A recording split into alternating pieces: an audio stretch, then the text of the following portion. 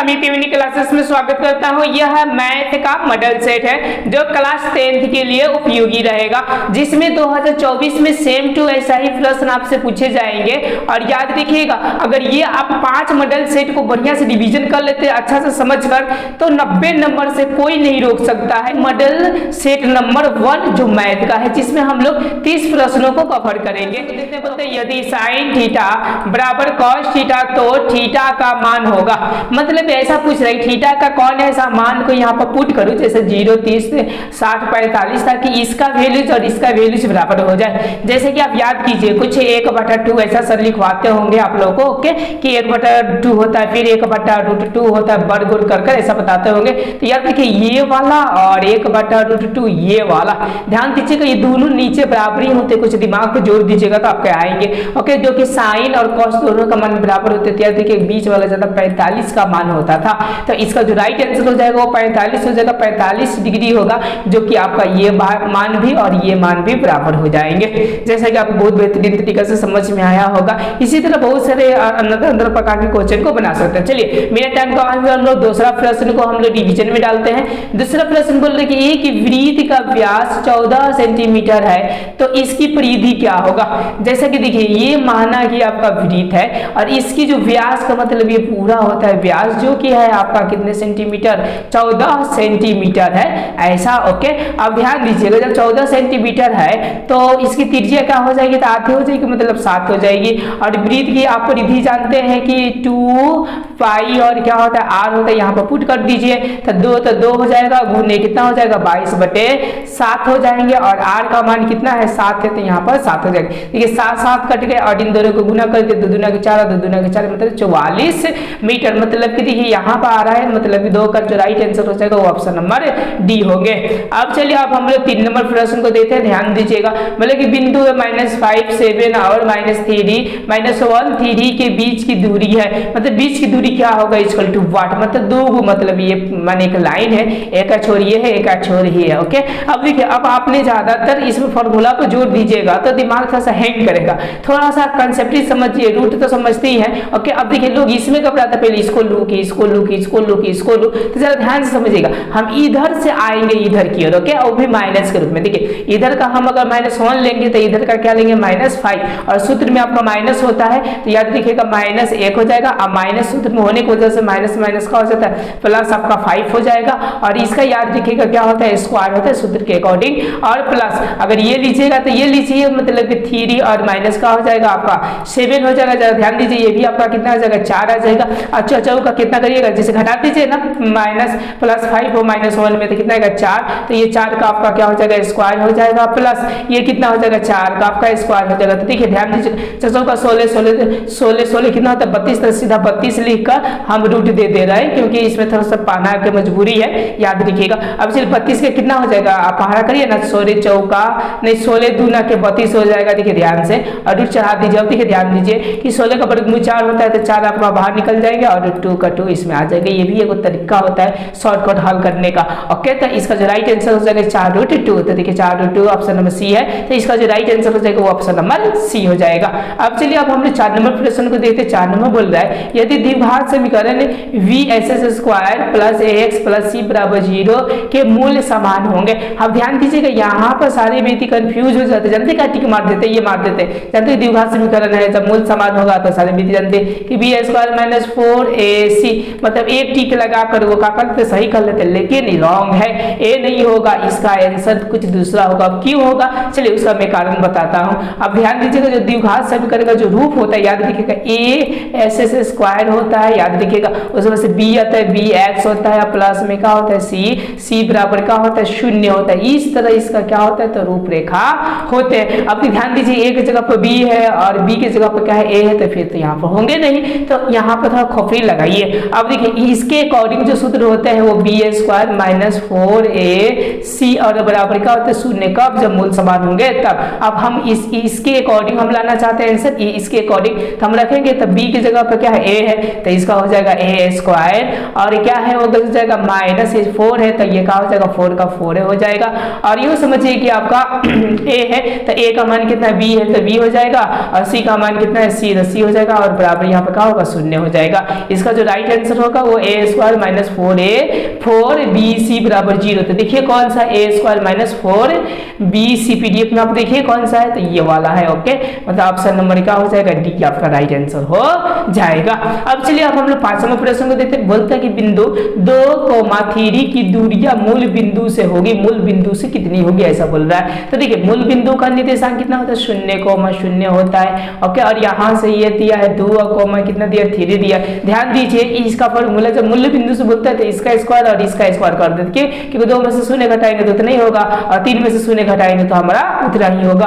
तो 2 का स्क्वायर करेंगे और प्लस हम किसका करेंगे 3 का स्क्वायर कर देंगे, तो 2 दूना के 4 और प्लस 3 तरीके का हो जाएगा 9 इक्वल टू क्या हो जाएगा 13 और रूट चढ़ा देंगे तो इसका आंसर क्या आ जाएगा √13। तो इसका जो आंसर हो जाएगा आपका √13 हो जाएगा, जैसे कि आपको दिखाई दे रहा है। अब चलिए हम लोग 6 नंबर प्रश्न को देखते हैं। 6 नंबर मेरा प्रश्न क्या बोल रहा है, जैसे कि दिखाई दे रहा है कि निम्नलिखित में किसका दशमलव प्रतिशत शांत है। अब देखिए आपको कुछ फॉर्मूला बताते हैं, कंसेप्ट पता है शांत होने के लिए हर में देखिएगा अगर 2 खाली हो या मतलब कि 1 खाली 5 हो या ये समझिए कि दोनों का मल्टीप्लाई हो, मतलब इसके अलावा अगर कोई अंक आता है जैसे 3 आ गया आपका 7 आ गया तो याद रखिएगा अशांत होगा, और ये 2 आए या 5 आए या दोनों गुना में आए तो समझिए कि शांत होगा। तो ध्यान से देखिए 15 का 3 आ जाएगा, इसमें 7 आ जाएगा, इसमें 3 आ जाएगा, लेकिन ये 8 का तोड़िएगा तो 2 का क्या हो जाएगा की हो जाएगा, ओनली फॉर 2 आ रहा है मतलब नीचे वाला। तो ये समझिए कि इसका जो राइट आंसर हो जाएगा 6 का ऑप्शन नंबर ए हो जाएगा 3/8 हो जाएगा। अब चलिए अब हम लोग 7 नंबर प्रश्न को देखते हैं। 7 नंबर मेरा प्रश्न क्या बोल रहा है, बोल रहे हैं कि बिंदु 2-2,3 और -4,1 को मिलाने वाली रेखाखंड के मध्य बिंदु का नियामक हो। जब भी मध्य बिंदु पूछे मतलब एक ये है एक ये है, मध्य बिंदु का मतलब यहाँ पर मतलब 2 से भाग कर देना, मतलब इसको और इसको जोड़कर कितना से भाग करना 2 को। तो देखिए हम इसको और ये वाला को जोड़ेंगे तो याद रखिएगा माइनस में है, और हम प्लस में जोड़ेंगे तो क्या हो जाएगा हमारा 2 हो जाएगा। क्यों, क्योंकि माइनस और प्लस आपका देखिए ना, जैसे -2 हो गया प्लस का होगा 4 हो गया, जोड़ेंगे तो कितना होगा 2, और यहाँ पे कितना होगा 2 हो जाएगा, क्योंकि माइनस प्लस आपका माइनस होता है। अब देखिए ध्यान से ये 2 क्यों लगा आपको पता चल गया, क्योंकि हम लोग 2 से भाग करेंगे कब, जब मिड पॉइंट हमको पूछेगा तब। अब देखिए इसको जोड़ेंगे तो 3 को 1 को होता है 4 को बटा कितना होगा 2 होगा, इसको कटाएंगे तो 1 होगा और इसको कटाएंगे तो कितना होगा 2 होगा, मतलब इसका जो आंसर आएगा 1 माने समझिए कोमा कितना आएगा 2 आएगा निर्देशांक। तो 7 का जो राइट आंसर हो रहा है ऑप्शन नंबर क्या हो जाएगा ए हो जाएगा। अब चलिए हम लोग 8 नंबर प्रश्न को देखते हैं। 8 नंबर मेरा प्रश्न क्या बोल रहा है, जैसे कि दिखाई दे रहा है कि एक लंब वृत्तीय बेलन जिनकी त्रिज्या r तथा ऊंचाई h का वक्र पृष्ठीय क्षेत्रफल क्या होगा, मतलब वक्र पृष्ठीय क्षेत्रफल जैसा बेलन का बताया गया था 2 पाई r और कौन सा h होता है वक्र पृष्ठ क्षेत्रफल। ओके, तो r का जो राइट आंसर हो जाएगा 60 का मान है, मतलब 60 का मान क्या है, तो कुछ याद कीजिए आप। सर आपको उल्टा पुल्टा कुछ मान बताते होंगे, जैसा कि cos का 60 का मान जानते होंगे तो इसका आराम से जान जाए क्योंकि उल्टा होता है। तो 1 और बटा कितना बताए होंगे सर 2 बताए होंगे, याद कीजिए किस दिमाग पे छोड़ दीजिए। जब हम उल्टा करेंगे तो ओनली फॉर कितना बच जाएगा 2, तो इसका जो 9 का राइट आंसर हो जाएगा ऑप्शन नंबर क्या हो जाएगा तो सी हो जाएगा। अब चलिए हम लोग 10वें प्रश्न को देखते हैं। 10वां बोल रहा है कि साफ आंसर डी हो सकता है, तो मतलब डी क्या हो सकता है, जैसे कि एपी में होता है जैसे 1, तो देखिए कभी माइनस में भी आता है, जब आप लोग बनाए होंगे तो याद करिए कभी माइनस में आता है तो कभी प्लस में आता है कभी 0 आता है, मतलब कि इसकी जो राइट आंसर हो जाएगी वो ऑप्शन नंबर क्या हो जाएगी डी हो जाएगी। अब चलिए 11 नंबर है कि 5 + 3√2 है, मतलब याद रखिएगा कि ये जो संख्या है ना ये वाला ये तो अपरिमेय है, और याद रखिएगा अपरिमेय का जोड़ घटाव गुना भाग अगर यूं समझिए कि ये परिमेय संख्या के साथ में होता है तो वो हमेशा अपरिमेय होता है। इस बात को आप लोग हमेशा याद रखिएगा। अगर इससे संबंधित और भी आगे आपका प्रश्न आता है तो हम बताते हैं। चलिए 12 नंबर हम लोग प्रश्न को देखते हैं। बोल रहा है कि निम्न में से कौन अभाज्य है।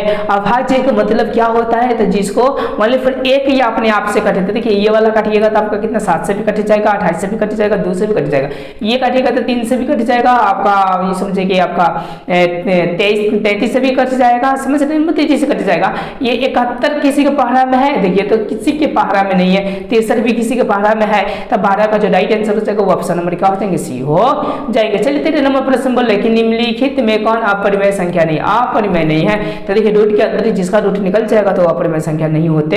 देखिए रूट 7 का तो नहीं निकलेगा तो अपरिमेय है, ये भी नहीं निकलेगा तो अपरिमेय है, ये भी नहीं निकलेगा तो अपरिमेय। लेकिन रूट 25 का वर्गमूल कितना होता है 5 होता है, तो मतलब परिमेय संख्या है। अब बोले अपरिमेय नहीं है मतलब कि परिमेय, तो आपका राइट जो आंसर हो जाएगा वो कितना हो जाएगा 5 हो जाएगा। अब चलिए अब हम लोग 14 नंबर प्रश्न को देखते हैं। 14 नंबर क्या प्रश्न बोल रहे थे, फिर रिपीटेशन को चला गया शांत के लिए आपको शब्द बताए थे कि अगर बाटा में कितना हो 2 हो या 5 हो या दोनों मल्टीपल में हो तभी शांत होगा। लेकिन निम्नलिखित में परिमेय संख्या का 10% शांत होना चाहिए, तो शांत कौन होंगे, तो देखिए ये तो 3 आ जाएंगे और ये आपका 8 और 10 मतलब कि 8 और ऐसा बोल सकते हैं मतलब 20 ऐसा। तो मेरे ख्याल से इसमें 2 और 5 ही आने की पॉसिबिलिटी है, 7 में 3 आ जाएंगे, 35 में भी 3 आ जाएंगे, ओके मतलब 7 आ जाएंगे। तो इसका जो राइट आंसर हो जाएगा 14 का वो ऑप्शन नंबर कितना हो जाएगा बी हो जाएगा। अब देखिए बोले कि 2 लगातार सम संख्याओं का महत्तम समापवर्तक होगा। महत्तम समापवर्तक मतलब HCF, 2 लगातार सम संख्या है। जैसे कि माना कि मैंने सम संख्या को 4 ले लिया, को 6 ले लिया, अब इनका जो होगा वो मौसा कितना होगा, तो यहाँ से निकाल लीजिए 4 और यहाँ पे क्या कर दीजिए 6, तो 4 एकम क्या हो जाएगा 4, यहाँ पर 2 हो जाएगा और यहाँ पर क्या कर दीजिए 4 कर दीजिए, तो इसमें 2 दूना कितना होगा 4, तो कितना है आपका 2। एनीथिंग कोई लीजिए, जैसे 2 और 4 ले लीजिए, अब भाग कीजिए तो देखिए 2 दूना के 4 मतलब 2 है, एनीथिंग कोई भी लीजिएगा तो जो आंसर आएगा वो कितना आएगा 2 ही आएगा। अब चलिए अब हम लोग 16 नंबर प्रश्न को देखते हैं। 16 नंबर बहुत ही इजीली है, ये मैंने आपको क्वेश्चन में बहुत सारे ये समझिए कि रिपीटेशन करा दिए, फिर भी आया है तो ये रिपीट में कर देता हूँ। और आप लोग क्या कीजिएगा मतलब ओनली फुट देखिए, ज़्यादा से ज़्यादा देखिए और तुक्का लगाइए, लिखने की ज़्यादा कोशिश मत कीजिए क्योंकि टाइम हम लोग के पास में अब नहीं है। चलिए 16 नंबर बोले कि यदि अल्फा और बीटा द्विघात बहुपद x² प्लस x - 2 के शून्याङ्क हो तो 1/अल्फा प्लस 1/बीटा का मान होगा। मतलब कि क्या मान होगा, मतलब ऐसा। तो देखिए आप लोग जानते हैं शून्याङ्कों का योग और यूं समझिए कि शून्याङ्कों गुणनफल। तो योग में जानते हो -b और बटा क्या होता है a होता है, जब गुणनफल होगा तो c और बटा a होता है। तो यहाँ से मान को पुट कीजिए, ओके मतलब कि शून्याङ्कों का योग का मतलब अल्फा और प्लस क्या जी बीटा। तो देखिए कितना मान हो जाएगा, तो माइनस मतलब कि b, तो -b का मतलब कि -1 हो जाएगा और बट्टा में 1 है तो 1 रह जाएगा। देखिए c बटा 1 का मतलब कि alpha into beta, alpha into क्या बीटा का मान कितना हो जाएगा, तो ये तो 1 रहेगा, यहाँ पर माइनस है तो यहाँ पर क्या हो जाएगा -2 हो जाएगा। समझे बातों को। अब चलिए अब हम इनको हल करते हैं कि अल्फा प्लस बीटा और अल्फा इंटू बीटा का फॉर्मेट में इसको लाते हैं। याद रखिएगा बोर्ड में क्वेश्चन ज्यादातर पूछने की पॉसिबिलिटी है, तो ध्यान दीजिएगा। आप लोग लघुत्तम जानते होंगे तो अल्फा इंटू बीटा हो जाएगा ये वाला, क्योंकि दोनों में कॉमन नहीं। अब देखिए अल्फा से कटेगा तो ओनली फॉर बीटा बच जाएगा, तो बीटा हो जाएगा प्लस यहाँ पर क्या हो जाएगा ये समझिए बीटा कट जाएगा तो क्या होगा अल्फा, मतलब अल्फा प्लस बीटा हो जाएगा। अल्फा प्लस बीटा -1 है तो -1 हो जाएगा और अल्फा इंटू बीटा क्या है -2 है तो ये आप -2 हो जाएगा। माइनस कट जाएगा तो कितना होगा 1 और बटा 2 हो जाएगा। यही आपका क्या हो जाएगा राइट आंसर हो जाएगा। 16 का जो राइट आंसर होगा वो 1/2 होगा। देखिए ध्यान से 1/2। अब चलिए अब हम लोग 17 नंबर प्रश्न को देखते हैं। 17 नंबर बहुत ही खोपड़ी लगाना पड़ेगा तब आप क्या कर सकते हैं। 17 नंबर प्रश्न देखते हैं, बोलते यदि किसी समांतर श्रेणी का nवां पद an प्लस b है तो इसका पदांतर है, मतलब पदांतर क्या होगा, मतलब कि d बराबर होंगे तो क्या होंगे। देखिए ये क्वेश्चन अगर मैं डायरेक्ट समझाऊं तो आपको नहीं समझ में आएगा, फोर में एक एग्जांपल लेता हूं, ध्यान दीजिएगा। ओके जैसे कि 2 4 6 और कौन सा 8 लेता हूं। तो ये चूंकि एपी में है, ओके तो देखिए अगर हमको डी निकालना होता है तो आप लोग क्या करते हैं, तो 4 और माइनस यहाँ से 2 घटा देते हैं तो बचता कितना है 2 घटता है ऐसा। तो देखिए अगर हम इसको मान ले tn मतलब कि पहला थी है तो ये क्या होगा, इसमें एक ऐड होगा तो दूसरा पद आएगा, समझ रहे। तो tn आप प्लस का हो जाएगा 1 हो जाएगा। तो देखिए अगर मैं d बराबर यहाँ पर फॉर्मूला लिखना चाहूँ इसके क्रम में तो हम ऐसा लिख सकते हैं tn प्लस क्या 1 और फिर माइनस का लिख सकते tn, क्योंकि tn ये है, सभी ध्यान दीजिए tn ये है तो इसी की जगह पर मैंने ये इतना फॉर्मूला लिख दिया। यहाँ तक आपको समझ में आ गया होगा। अब देखिए दिया क्या है, tn का वैल्यूज दे दिया है, tn बराबर क्या दे दिया है आपका, ये समझिए कि a और n और प्लस क्या दे दिया आपका b दे दिया है। अब देखिए हमको जो निकालना है वो tn प्लस क्या 1 निकालना है। इसमें मान को पुट कर देते हैं तो यूँ समझिए कि यहाँ पर मैं लिखता हूँ a तो a रह जाएगा और n और प्लस का हो जाएगा 1 हो जाएगा और यहाँ पर प्लस b है तो क्या होगा b हो जाएगा। ध्यान दीजिएगा हम इसको गुना कर देंगे तो कितना हो जाएगा आपका, तो यूँ समझिए कि आपका हो जाएगा गुना करेंगे तो an प्लस में a और प्लस में क्या हो जाएगा b, इतना माना जाएगा। अब इसी वैल्यूज को हम लोग यहाँ पर पुट करेंगे तो देखिए ये है और ये है वैल्यू, तो माना कि पल भर के लिए ऐसा समझिए कि ये d बराबर में निकाल रहा हूँ, ये मान को मैं मैंने यहाँ पर पुट कर दिया। उसमें से माइनस है तो हम लोग माइनस रखेंगे। अब ये मान को पुट करेंगे तो ए एन हो जाएगा और प्लस आपका बी हो जाएगा। कुछ कटने वाला कटा देंगे, बी कट गया, बी कट गई, ओके। उसके बाद से ए एन कट गया, ए एन कट गया, बचा कितना ए, okay. I am made a बच गया, ओके। समझिए कि इसका जो राइट आंसर हो जाएगा ऑप्शन नंबर क्या हो जाएगा, बी, मतलब ए हो जाएगा। आपको प्रॉपर बहुत बढ़िया से समझ में आएगा, ना समझ में आया होगा तो क्लास में आप डिस्कस कर लीजिएगा सबके साथ में। बोले बिंदु P 6,-5 का भुज है, ओके। अब देखिए, अब भुज और कोटि समझिए, ओके। यहाँ पर भुज और कोटि होते हैं तो क्या होते हैं, तो याद देखिए पहला जो होते हैं ना, ओके, वो भुज होते हैं और दूसरे का होते हैं वो क्या होते हैं, कोटि होते हैं। तो देखिए तो कुछ खुरपाती दिमाग से याद कर लीजिए। मतलब देखिए हम भूंजेंगे, ओके, मतलब क्या किया जाएगा, भूंजा जाएगा, तबे ना आपका शरीर में पहुंचेगा, मतलब कोटि कोटि तन भरे, ऐसा समझ रहे ना बातों को। तो ये सब ट्रिकली है, तो याद रखिएगा पहला भुज होता है तो इसका जो राइट आंसर हो जाएगा वो ऑप्शन नंबर ए हो जाएगा। अब देखो 19वां क्वेश्चन बोले कि बिंदु 2 और 3 स्थित है, देखिए प्लस में है तो याद रखिए प्रथम पाद में होता है, तो ये समझिए प्रथम पाद ये वाला है, तो ये समझिए कि इसका राइट आंसर हो जाएगा ऑप्शन नंबर ए हो जाएगा। अब ये थोड़ा मैं समझा दूं कि ये वाला ऐसा होता है, देखिए ये वाला प्लस होता है और ये वाला भी क्या होता है, प्लस होता है, और ये वाला माइनस होता है और ये वाला भी क्या होता है, माइनस होता है। ध्यान दीजिएगा, तो ये आपका इधर भी ऐसे हो गया प्लस, तो ये प्रथम हो गया। द्वितीय के लिए बोल सकते हैं कि आपका माइनस और प्लस होगा तो द्वितीय। तृतीय के लिए बोल सकते हैं कि माइनस माइनस होगा तो तृतीय, और ये वाला अगर प्लस और माइनस रहेगा तो कौन सा होगा, चतुर्थ होगा। ऐसा मतलब कि आप लोगों को सब बताया हूं खूब बढ़िया से। अब चलिए अब हम लोग 20वां प्रश्न को देखते हैं। 20 नंबर हमारा प्रश्न क्या बोल रहा है, ओके। 20 नंबर का कोई देखते हैं क्या होता है 20 नंबर का, ओके। बोल रहा है कि यदि a माने x बराबर a y बराबर b समीकरण बोल रहे कि x माइनस वाई बराबर 2 तथा x प्लस वाई बराबर 4 के हल हो तो a और b के मान क्रमशः ए और बी का मान क्रमशः है, तो हम यहाँ पर हल कर देते हैं। ध्यान दीजिएगा, ओके। अब बाद में हम लोग x बराबर ए रख देंगे, y बराबर बी रख देंगे, देख लेंगे कौन सा मान आता है। अब ध्यान दीजिए जब हल करेंगे आप करके देखिएगा, ओके। तो जब हम यहीं पर रख देते हैं x और प्लस y बराबर क्या रख देते हैं, 4 रख देते हैं। ध्यान दीजिएगा माइनस और प्लस वाला कट जाएगा तो ये 2x हो जाएगा, 2x और बराबर ये 3 दूना कितना हो जाएगा, सॉरी ये आपका y कट जाएगा तो 2x हो जाएगा और प्लस में कितना होगा 4 गो और 2 गो 6 गो हो जाएगा, मतलब x बराबर कितना होगा 3। देखिए 3 सब में ऑप्शन है तो चलिए 3 हो गया।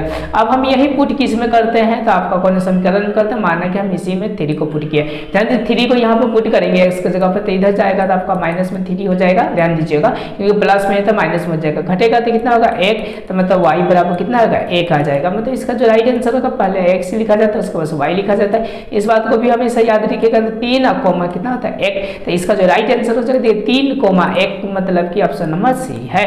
अब चलिए अब हम लोग चलते हैं 21वें प्रश्न को देखते हैं। 21वें बोल रहा है कि समीकरण x² + 2x + 4 = 0 के मूल्यों की प्रकृति है, मतलब इसकी कैसी प्रकृति है। तो देखिए ये सब जानने के लिए आपको b² - 4ac से पता कर लिया जाता है, ओके। रिटर्नडेंट होता है। अब देखिए अगर ये माइनस में आ जाएंगे तो अवास्तविक होंगे, ओके। अगर प्लस में आते हैं तो समझिए कि आपके क्या होंगे, वास्तविक होंगे लेकिन असमान होंगे, समझ रहे ना। अगर आपका इसका वर्गमूल निकल जाता है तो समझिए वास्तविक और समान होने की ज्यादा पॉसिबिलिटी है। चलिए हम पहले देखते हैं कि होंगे या ना होंगे। तो अगर हम b तो b ये होता है जैसे कि आप लोग पढ़े होंगे x² + bx + c वाला पर, तो ये b होता है 2, तो 2 का हम लोग स्क्वायर सीधा कर देते हैं तो 2 दूना कितना होता है 4 हो जाएगा। और यहाँ पर माइनस है तो आपका क्या हो जाएगा, माइनस हो जाएगा। 4 है तो हम लोग 4 लिखेंगे, a कितना है तो कुछ नहीं लिखेंगे, c कितना है 4 है तो हम लोग गुना में क्या करेंगे 4 लिखेंगे। ज़्यादा ध्यान दीजिएगा। 4 का कितना हो जाएगा 16 हो जाएगा, ओके। 16 में से जब आपको 4 कटेगा तो माइनस का होगा 8 और रूट अंडर। अगर माइनस के अंदर आता है तो ये समझिए कि पॉसिबल नहीं है कि हम लोग क्या निकाल सके, इनका रूट निकाल सके, इसीलिए अवास्तविक हो जाते हैं। समझ में आ गया होगा। अब चलिए अब हम चलते हैं 22वें प्रश्न को देखते हैं। 22वें मेरा प्रश्न क्या बोल रहा है, मतलब कि बिंदु है 4 और कोमा -1 और 2, 3 के बीच की दूरी है, मतलब बीच की दूरी कितनी होगी। तो मैंने बताया कि इसको घटा देना है और इसको घटा देना। कोनो बात नहीं, हेरा फेरी कर सकते, मतलब इनको लेकर इनको घटा सकते, इनको लेकर इनको घटा सकते। क्यों, क्योंकि वो स्क्वायर में है इसीलिए कोई माइनस प्लस का ज्यादा अंतर पड़ेगा नहीं। तो चलिए जैसा आपकी इच्छा करे तब हमको ज्यादा ये सुलभ होता है। 2 में से हम 4 घटाएंगे तो -2 का क्या हो जाएगा, स्क्वायर हो जाएगा, ओके। और प्लस कितना हो जाएगा, हम 3 में से याद रखिएगा वही दूरी वाला फॉर्मूला है। ओके, 3 में से -1 हटाएंगे तो 3, 1 घटाएंगे तो प्लस हो जाएगा तो 1 हो जाएगा। अब ध्यान दीजिएगा ये स्क्वायर हो जाएगा तो ये स्क्वायर होगा 2 दूनी का 4 और प्लस में ये कितना हो जाएगा 4 का 16 हो जाएगा। तो 4 को 16 को हो जाएगा 20 को हो जाएगा। और ध्यान दीजिएगा 20 को तोड़ने के लिए हम लोग ऐसा करते 4 5 20, ऐसा 4 5 कितना होगा 20। जब ये 4 का निकालेगा तो क्या होगा 2 हो जाएगा और रूट अंडर कितना हो जाएगा आपका 5 अंदर सरेगा तो मतलब 5 यानी 2√5 इसका क्या हो जाएगा राइट आंसर। तो देखिए 2√5 कौन सा दिया है तो डी दिया, तो इसका जो राइट आंसर हो जाएंगे वो डी हो जाएंगे। अब चलिए अब हम लोग 23 नंबर क्वेश्चन को देखते हैं। 23 नंबर हमारा क्वेश्चन क्या बोल रहा है, जैसे कि आपको 23 नंबर क्वेश्चन दिखाई दे रहा है कि बिंदु 4,10 और 2,2 को मिलाने वाली रेखाखंड के मध्य बिंदु 0,2 की दूरी है। देखिए इसमें बहुत सारे व्यक्ति कंफ्यूज हो जाते हैं, क्वेश्चन को ध्यान से पढ़िए। मतलब बिंदु इतना और इतना को मिलाने वाली, माना कि ये और ये को मिलाने वाली, ओके, मतलब एक का 4 और 10 है, 2,2 है। ओके, अब बोले कि मध्य बिंदु, माना कि यहाँ पर क्या है मध्य बिंदु है, इतना दूरी पर है, मतलब इधर कोई अंक है जो कि 0 और 2 पर क्या है मतलब कितना दूरी पर होगा, मतलब यहाँ से लेकर यहाँ तक कितनी दूरी होगी, ऐसा ये क्या कर रहा है तो पूछ रहा है। अब समझिए, तो हम मिडिल निकाल लेंगे, तो मिडिल निकाल लेंगे तो फिर हम लोग दूरी सूत्र लगा देंगे, नियामक ज्यामिति कितना हो जाएगा। तो समझिए जरा, मैं 4 और कोमा यहाँ पर 10 लिख दिया, ध्यान दीजिएगा थोड़ा, माउस से लिखना थोड़ा सा प्रॉब्लम हो रहा है। यहाँ पर 2 और कोमा क्या हो जाएंगे 2 हो जाएंगे, यहाँ पर गौर कीजिएगा। और ये कितना होगा तो देखिए ध्यान दीजिए ना, 4 गो और 2 गो हो जाता है तो 6 गो में हम जब मिड पॉइंट निकाला जाता है, मतलब मध्य बिंदु निकाला जाता है, 2 से भाग किया जाता है, तो 4 को 2 को 6 गो में से हम 2 से भाग करेंगे तो कितना होगा हमारा 3 होगा, समझ रहे ना। कोमा 10 गो और 2 को 12 में 2 से भाग करेंगे तो कितना होगा 6, तो इतना आ गया 3 और कोमा कितना आ गया 6 आ गया। अब जरा ध्यान दीजिए कि हम इसमें से ये घटाएंगे तो आपका 3 होगा और 3 का क्या हो जाएगा 9 हो जाएगा। समझे, स्क्वायर कर दिए, डायरेक्ट हमने फॉर्मूला रखा, जिसे नहीं पढ़े लो x2 - x1 का होल स्क्वायर, ये वाला आप भी रख देखिएगा हो जाएगा। उसके बाद से देखिए मैंने अब 2 में से कितना घटाएंगे 6 घटाएंगे तो श्योर है कि 4 आएगा, तो हम लोग क्या कर देंगे प्लस, यहाँ पर हम लोग 4 करेंगे तो 4 का आपका स्क्वायर कितना होता है 16 होते हैं। अब ध्यान दीजिएगा दोनों जुट जाएंगे, रूट अंडर के अंदर काम करेंगे तो जब जुट जाएंगे तो कितना होगा 25 होंगे, और 25 का रूट निकालेंगे तो कितना होंगे आपका 5 होंगे। तो इसका जो राइट आंसर हो जाएगा वो कितना हो जाएगा 5, यानी 23 का जो राइट आंसर हो जाएगा वो ऑप्शन नंबर कितना हो जाएगा आपका तो सी हो जाएगा। अब चलिए अब हम 24वां प्रश्न की ओर रुख करते हैं। 24वां प्रश्न क्या बोल रहा है, जैसे कि आपको दिखाई दे रहा है, बोले कि यदि ABC के शीर्षक के निर्देशांक इतना इतना तथा इतना है तो त्रिभुज के केंद्रक के निर्देशांक होगा, मतलब त्रिभुज के केंद्रक, जैसे कि मैं बता रहा हूँ, जैसे कि ये त्रिभुज है आपका, ध्यान दीजिएगा, तो जैसे सर बताए होंगे, माना कि A और कौन सा B और कौन सा ये C, तीनों का निर्देशांक दिया केंद्र का। ओके, तो केंद्र के लिए बताए थे कि 1 भुजा 2 भुजा त्रिभुजा, तो 3 से भाग कर देंगे सबको जोड़कर। तो ध्यान दीजिएगा, अब हम लोग यही काम करते हैं लोग, यहाँ पर जोड़ते हैं लोग, तो 2 गो और 0 को होगा 2 को होगा, 2 गो और 4 गो को 6 गो में से 2 से भाग करेंगे तो 3 आएगा। तो देखिए 3 कौन आया, तो मेरे ख्याल से ये आया, तो ज्यादा पॉसिबिलिटी बन रहा है। हम लोग दूसरा का भी जा सकते हैं, 4 गो 6 गो 10 गो, ओके, 4 गो और 6 गो हो जाएगा 10 गो, और 10 गो में से -1 गया तो 9 हो जाएगा, और बट्टा कितना हो जाएगा आपका 3 हो जाएगा। ओके, और सॉरी यहाँ पर 2 गो और 4 गो 6 गो, तो 3 से ना भाग होगा, मेरा थोड़ा सा गलती हो गया। यहाँ से काटेंगे तो ये कितना होगा 2 हो जाएगा, और यहाँ से ये काटेंगे तो कितना होगा 3 कितना 2 कोमा कितना होगा 3। तो इसका सॉरी आंसर जो आ जाएगा वो ऑप्शन नंबर क्या हो जाएगा बी हो जाएगा। था माई मिस्टेक, थोड़ा सा गलती हो गई, वो भक्त था 2 से। ओके, चलिए 25वां हम लोग प्रश्न को देखते हैं। बोल रहा है कि यदि बिंदु इतना इतना और A और B संरेख है तो, ओके, मतलब संरेख बोल रहा है, तो जैसे कि आपको सर कहीं बताए होंगे, याद कीजिए। ओके, ये बताए होंगे ना आपको कि जैसे कि त्रिभुज का जो क्षेत्रफल होता है ना, निर्देशांक ज्यामिति निकालने के लिए 1/2 ऐसा कर याद कीजिए, कुछ y3 इस तरह में सबसे पहले x1 यहाँ पर रखकर उसके बाद से होता था आपका y3 - y2 ऐसा कर फिर प्लस आपका x2 होता था। इसमें थोड़ा सा अभी माई मिस्टेक हो जाता तो कोई थी मत मानिएगा लो, बुरा मत मानिएगा लो, समझ रहे ना। सॉरी देखिए हो ही गया है, यहाँ पर 2 रहेगा तो यहाँ पर क्या रहेगा 3 रहेगा फॉर्मूला के अकॉर्डिंग, हाँ, प्लस x2 हो जाएगा। उसके बाद यहाँ पर y3 रहेगा तो यहाँ पर क्या रहेगा आपका y1 रहेगा। ठीक उसी तरह आपका प्लस में क्या होगा x3 रहेगा, तो यहाँ पर y1 और माइनस का रहेगा तो y2 रहेगा। जा कट ही गया। ओके, तो थोड़ा सा यहाँ पर क्लिक होगा। ये फॉर्मूला अपने कॉपी में लिख लीजिएगा, ठीक है ना, समझ रहे हैं ना बातों को। अब देखिए कॉपी के अकॉर्डिंग देखिए x1 पहले रहता है तो x1 का मतलब 1 हो जाएगा। अब फॉर्मूला के अकॉर्डिंग होता है y2, तो y2 के लिए क्या हो जाएगा 0 हो जाएगा, तो यहाँ पे क्या हो जाएगा 0 हो गया, समझ रहे हैं, क्योंकि ये y2 है आपका। और माइनस क्या हो जाता है y3 होता है। ओके, तो y3 आपका कौन सा b है, तो माइनस यहाँ पर क्या हो जाएगा b हो जाएगा। और प्लस देखिए अगर इसमें क्या लेंगे तो 0 0 ही हो जाएगा, तो लेने से कोई फायदा ना है, तो हम a ले लेते हैं, a वाला। ओके, ये वाला हम क्यों छोड़ दें, क्योंकि 0 में कितना चीज़ों से गुना किया जाता है तो 0 ही होता है। अगर हम a लेकर अब मैं किया, ओके, इसके लिए फॉर्मूला तो y1 होता है, तो y1 कितना हो गया आपका 0। देखिए ध्यान दीजिए, y1 आपका 1 हो गया तो 1 दे देंगे, और माइनस y2 कितना होता है, तो y2 में 0, तो ये 1 ही हो जाएगा। अब ध्यान दीजिएगा, ओके, यहाँ पर बातों को, यहाँ पर क्या हो रहा है, तो सॉरी यहाँ पर मतलब कि y1, ओके, तो y1 यहाँ पर 2 हो जाएगा, सॉरी यहाँ पर y1 कितना हो जाएगा 2 हो जाएगा, क्योंकि y1 यही ना है। अब ध्यान दीजिएगा यहाँ पर माइनस आपका b हो जाएगा, और सन्ने के मतलब बराबर होना। अब देखिए प्लस यहाँ पर क्या हो जाएगा 2a हो जाएगा, और बराबर क्या जी 0। अब हम लोग इसको माइनस में है तो हम लोग इधर भेजेंगे तो किस में हो जाएगा प्लस में हो जाएगा, मतलब 2a और बराबर क्या हो जाएगा v equal to right answer. तो देखिए 2a और बराबर b कहाँ लिखा है, तो ऑप्शन नंबर सी मिला है, मतलब लिखा है, तो इसका जो राइट आंसर हो जाएगा ऑप्शन नंबर सी हो जाएगा। अब चलिए अब हम लोग 26वें ऑपरेशन को देखते हैं। इसमें मैं बताया था कि 30 क्वेश्चनों को हम लोग कवर करने वाले है। ओके, तो ये इसको देखना ना भूलिए, जितना से जितना आप देखिए रिवीजन कीजिए वही आपका टॉनिक काम करेगा।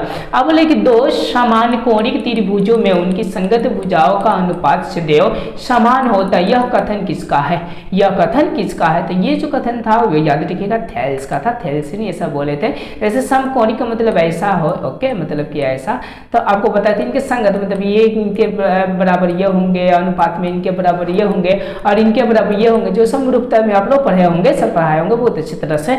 अब चलिए आप लोगों को हम लोग 37वें प्रश्न को देते हैं। 37वें प्रश्न बोल रहे कि यदि किसी त्रिभुज के दो भुजाओं का वर्गों का योग तीसरी भुजा के वर्ग के बराबर है तो तीसरी भुजा के सम्मुख कोण का मान होता है। अब देखिए ध्यान से दीजिएगा कि किसी त्रिभुज का दो भुजाओं का योग, जैसे कि मान लेते हैं कि ये कोई त्रिभुज हो गया, दो भुजाओं मतलब इसका और इसका योग है, ओके, तीसरी भुजा मतलब इसके योग के क्या है बराबर है, तो इसके इसके इसके इसके समूह कोण मतलब ये कोण कितना होगा, जानते हैं कि समकोणिक में ही आपका नहीं समझे पाइथागोरस का नियम लगता है, तो ये कितना हो जाता है, तो आपका 90 हो जाता है। तो इसका जो राइट आंसर हो जाएगा 27 का, वो ऑप्शन नंबर कितना हो जाएगा, देखिए 90 कौन सा, तो ऑप्शन नंबर सी हो जाएंगे।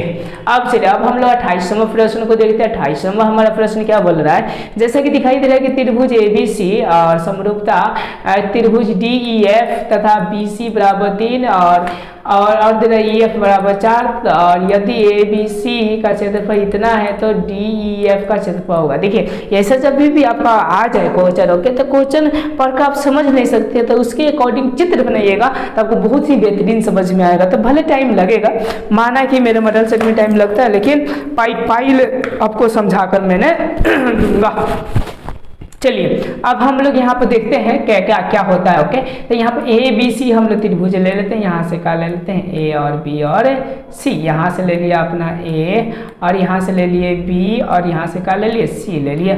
अब ध्यान दीजिए, और यहाँ पर मैंने क्या ले लिया, यहाँ पर आइए, यहाँ पर मैंने ले लिया D और कौन सा आपका E और यहाँ पर मैंने ले लिया F। अब ध्यान दीजिएगा, अब बोले कि BC 3 तो मतलब ये 3, ध्यान दीजिएगा EF 4 तो ये चलिए 4 मान लिया। ओके, आपको क्षेत्रफल, तो देखिए क्षेत्रफल के लिए एक फॉर्मूला होता है, ये बोलता है कि इसका त्रिभुज का क्षेत्रफल इसका त्रिभुज का क्षेत्रफल, मान लेते हैं इसका 1 का है और इसका क्या है 2 है, माना कि इसका क्षेत्रफल क्या 1 है और इसका कितना है 2 है। इसका बोल रहा है कि इसके भुजा के स्क्वायर के बराबर हम होते हैं, ऐसा बोलता है। ओके, तो भुजा के स्क्वायर का मतलब कि तरीके का हो जाएगा 9 हो जाएगा अगर पहला लिया, और ये कितना हो जाएगा चौका 16 हो जाएगा, ऐसे ही बोलता है। तो देखिए इसमें एगो का दे दिया है आपका, एगो का दे दिया 54, तो हम यहाँ पर क्या रख देते हैं 54 रख देते हैं, समझिएगा। इसको काटेंगे तो 9 कितना हो जाता है 54 हो जाता है, और 6 में अब देखिए तीसरी गुना हो जाएगा यहाँ पर। ओके, समझ रहे हैं ना। यहाँ से जब बराबर थे तो क्या होगा, गुना हो जाएगा। तो यहाँ पे 1 है तो ये 2 मान है तो मतलब ये DEF है। तो इसको 16 में हम 6 से गुना करेंगे तो कितना होगा, 6 96। तो 6 96 इसका राइट आंसर होगा, मतलब 28 का जो राइट आंसर होगा वो ऑप्शन नंबर आपकी बी हो जाएंगे। अब चलिए हम लोग 29 नंबर प्रश्न को देखते हैं। 29 नंबर के बाद से हम लोग 30 नंबर प्रश्न को देखेंगे और आज का वीडियो है, आज का प्रेस्टीज शीट को हम क्या करेंगे तो कंप्लीट करेंगे। ओके, तो 29 नंबर जो प्रश्न बोल रहा है आपका कि वृत्त के अंदर एक दिए हुए बिंदु, वृत्त के अंदर दिए हुए बिंदु कितने स्पर्श रेखाएं खींची जा सकती है। आप ही बताइए ना कि स्पर्श रेखाएं बाहर खींची जाती है, अंदर थोड़े खींची जाती है, तो एक को भी नहीं खींची जाती। तो 29 का जो राइट आंसर है वो ऑप्शन नंबर डी हो जाएंगे। अब चलिए हम लोग 30 नंबर प्रश्न को देखते हैं। 30 नंबर हमारा प्रश्न क्या बोल रहा है, जैसा कि दिखाई दे रहा है कि यदि त्रिभुज ABC और तथा DEF में ABDE बराबर BCEF हो तो दोनों त्रिभुज समरूप है होंगे जब, मतलब इसमें से कोई ऑप्शन को आपको चुनना है। तो मैंने आपको बताया कि अच्छा अगर अंक लाना है तो इसमें और इसमें, मतलब कि इसमें और इसमें दोनों में क्या करना पड़ेगा आपको, तो चित्र बनाना पड़ेगा, बनाकर देखना पड़ेगा इसका राइट आंसर कौन होगा। तो देखिए मैं यहाँ पर बनाने की कोशिश करता हूँ। तो एक ये त्रिभुज हो गया और एक क्या हो गया, ये त्रिभुज हो गया। ध्यान दीजिएगा, अगर ये समझिए कि AB है, AB मतलब कि A और इसको मान लेते हैं B और इसको मान लेते हैं C और इसको क्या मान लेते हैं आपका D और इसको मान लेते हैं कौन सा E और इसको मान लेते हैं कौन सा F। अब ध्यान दीजिएगा यहाँ पर। ओके, ये क्या बोल रहा है, जैसे देखिए AB क्या बोल रहा है, A और का V मतलब AB और D ये समरूपता। तो देखिए ये कोण बराबर ये कोण हो जाएगा, मतलब एक कोण बराबर D। तो एक कोण बराबर D दिया, नहीं दिया तो ये भी नहीं होगा। और देखिए A और D ये दिया हुआ है, देखिए A और D दिया है। अब चलिए अब B और D, देखिए B और D का कभी हो पाएंगे नहीं, B और E, देखिए B और E, देखिए यहाँ पर 2 पॉसिबिलिटी बन रहा है, मतलब ये भी बन रहा है और कौन सा बन रहा है, ये भी बन रहा है। देखिए ना A और यहाँ पर D। ओके, जैसे कि AB तो AB और BC। ओके, तो समझिए DE तो DE सही तो है आपका, BC तो EF। ओके, तो यहाँ पर पॉसिबिलिटी को बन रहा है 2 बाई मिस्टेक लग रहा है कि गलती हुआ होगा, मतलब यहाँ पर कोई ना कोई एक अंतर होगा। मान लेते कि यहाँ पर अगर B है तो यहाँ पे F हो जाता, या तो यहाँ पर कुछ एडिटिंग होता, मतलब कि एक कोई राइट आंसर होता। समझ रहे ना। तो आपको अगर आपको वीडियो अच्छा